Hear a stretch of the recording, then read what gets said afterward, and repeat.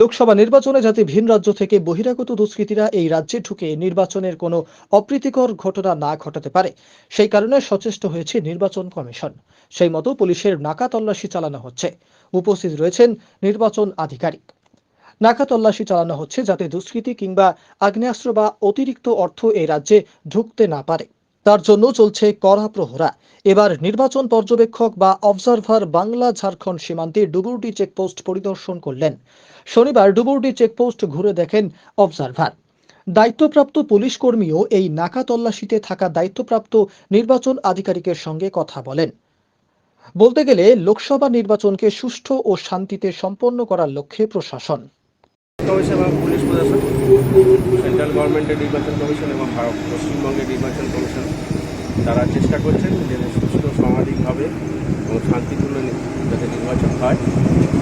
Already আমাদের পশ্চিমবঙ্গের নির্বাচন শুরু হয়ে গেছে গতকাল থেকে, যদিও আমাদের এখানে 13ই মে যে এই ভোটটি হবে, তার আগে বিভিন্ন রকমভাবে কুইজ বেস মেডিকেল টেস্ট চলছে, সেগুলো তারপরে আপনার এসএসটি, বিএসটি এবং এমএসটি বিভিন্ন রকম চেকিং চলছে। এক্সাইজ ডিপার্টমেন্টও চেকিং করছে।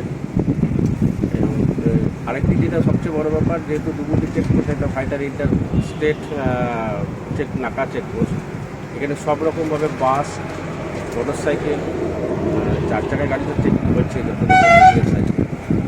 চেকিং করা হচ্ছে। পুলিশ প্রশাসনের এখানে যিনি নাডাল অফিসার আছেন তারা করছেন। এবং বিভিন্ন ডুবুরডিতে 3টে নাকা পয়েন্ট আছে। বড় নাকা পয়েন্ট হচ্ছে ডুবুরডি নাকা পয়েন্ট, আরেকটি হচ্ছে বড়াগড়ে এবং আরেকটি হচ্ছে আপনার রিসার্ভ।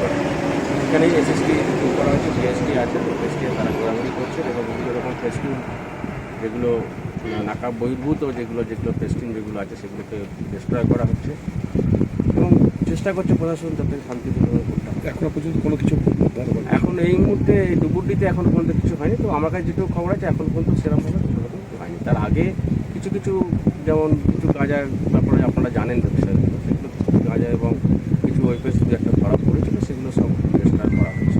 ঠিক আছে, আজকে তো অবজারভার এসেছিল, আজকে এক্সপেন্ডিচার অবজারভার এসেছিলেন আজানজি, তিনি এসে আমাদের সঙ্গে আরও ডিটেলসভাবে কথা বললেন, এক্সাইজ ডিপার্টমেন্টের সঙ্গে কথা বললেন এবং ডিএমওর সঙ্গে কথা বললেন। তিনি আমাদের আজকে গাইডলাইন দিয়ে যাবেন, তোমরা সেটা এবার ফলো করবো।